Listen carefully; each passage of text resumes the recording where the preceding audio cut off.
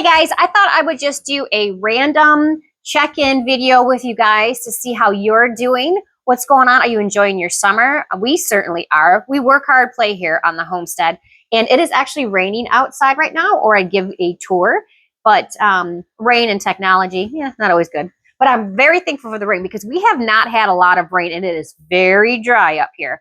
So we live in northern Michigan above the 45th parallel.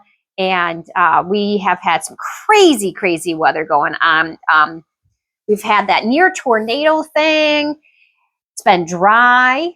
And we had that crazy, devastating grid shutdown ice storm back in March or April. I don't even know when it was. It was so crazy. And then we had 250 inches of snow during the winter. So, wow. And I was out in the garden yesterday pruning the crap out of my tomatoes because I prune them, like massacre them. I take a lot off. And I realized that literally in about 3-ish weeks, we could actually have our first frost. Last couple of years, it's been pushed off a little bit, but average is the beginning of September. And I'm like, whoa, baby, 3 weeks? Great. So there's a lot of stuff that we got to get done, but God is amazing, and I know he'll just provide for all the things in all the ways. So what else is going on in the homestead? I'm sitting here on the porch. These are some beautiful flowers that I picked from my herb garden. So happy. This is one of my favorite places to be, is on this porch. My husband made me this extra large picnic table, and I stained it with the same color that I stained my beehives with, and it's this natural paint, I think from Vermont Paints or something like that. And it's a stain, actually, not a paint. And I really like it. It's such a pretty color. So it's really nice to be out here and eating out here as much as possible because winter's coming. And winter around here feels like it's 8 months. Yeah, it's different up here above the 45th parallel, especially in some of the snow zones that we are in.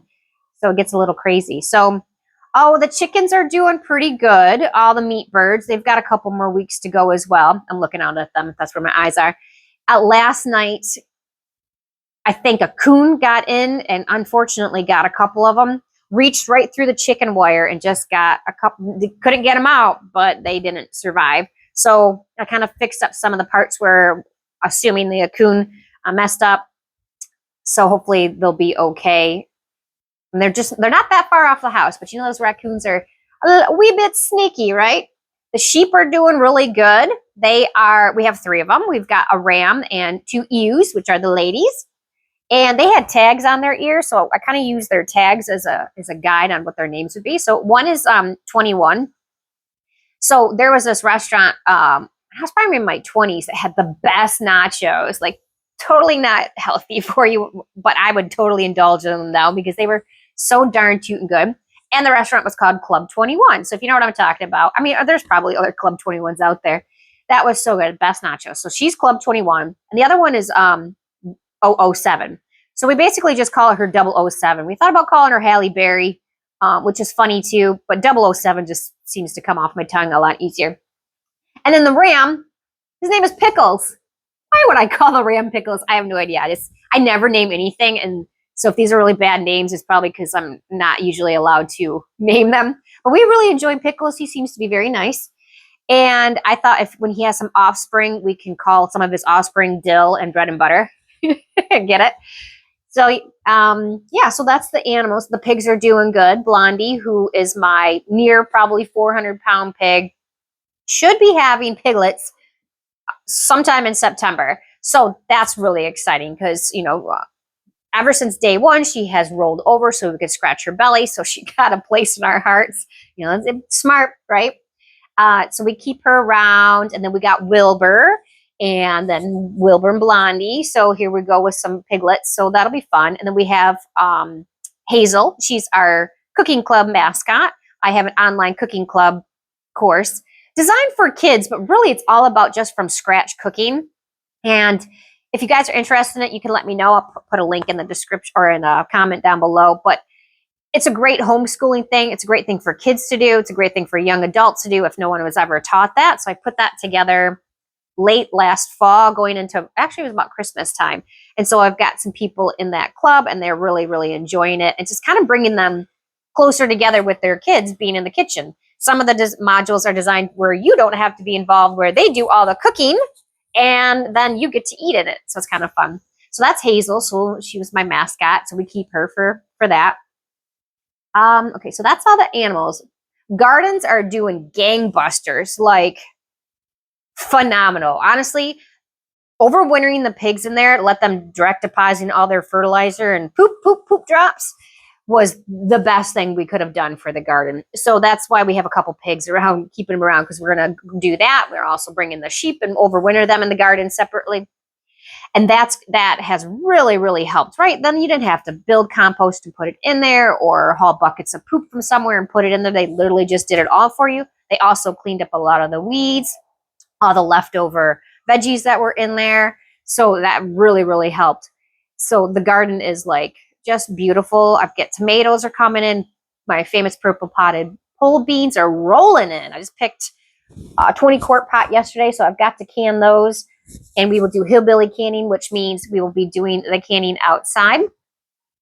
And that's a great way to keep the heat out of your kitchen, especially in the summer when everything's rolling in, is that we can everything either on open fire or we have a propane tank with a little turkey fryer, doohickey, I don't know what it is. I'll do a video on that because I am absolutely obsessed with cooking outside. So why not do the canning? So we started that a couple years ago and it's really, really helpful. So that's good.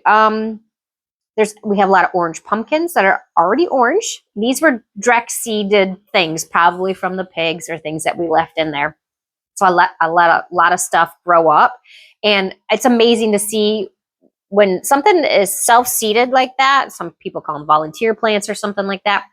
But when they do it themselves, they just know when to start sprouting.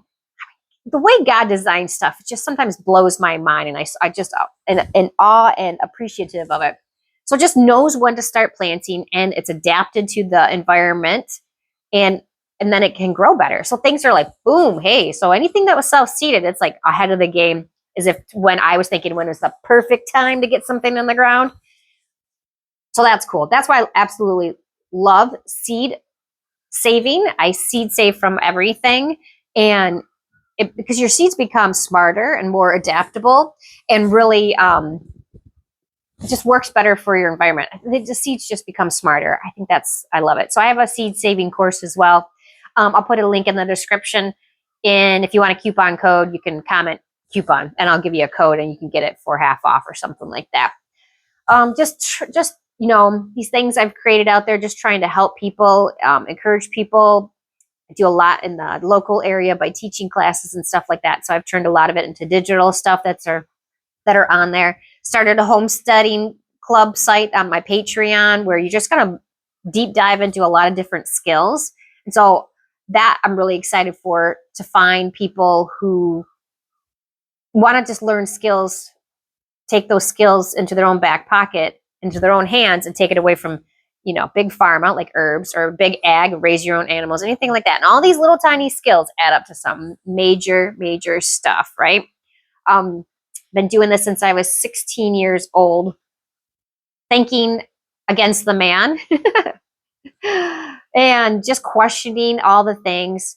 I became a vegetarian for 10 years because I was questioning how animals were being inhumanely raised. I did not like it at all. Fast forward, just a couple years, right? Just a few years.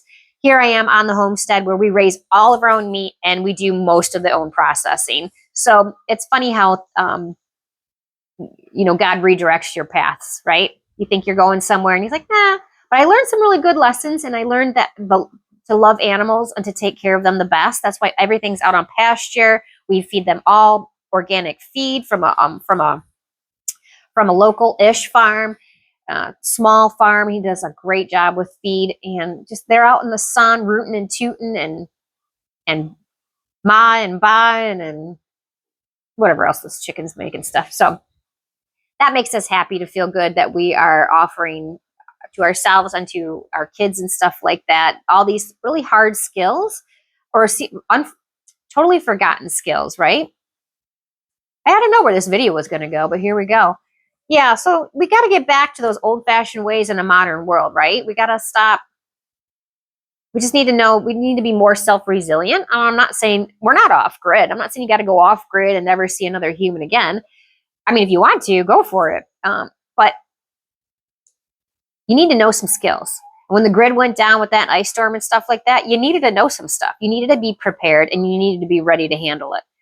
Same with everything else. Things are happening. The weather is shifting and changing. There's a lot going on in the weather, and I've always paid attention to the weather because it dictates very much of how we are raising our animals or doing the gardens, when we're getting stuff done and everything like that. So you really, really pay attention when, you know, your food depends on it. So pay attention to the weather. There's lots of crazy stuff. Be ready, be prepared. Think outside of the box, literally. Stop buying that crappy food in boxes and think outside of the box. So anyway, so yeah, so that's what's going on here on the homestead. Thanks for hanging out with me. I really, really appreciate you guys. There's some people who keep coming back and watching the videos, and it's really cool. I like it. I appreciate you guys. Shout out to you. You know who you are. And God bless. Just enjoy your day. Smile. Get out in the sunshine when the sunshine happens. And there you go. Thanks, guys. See you later.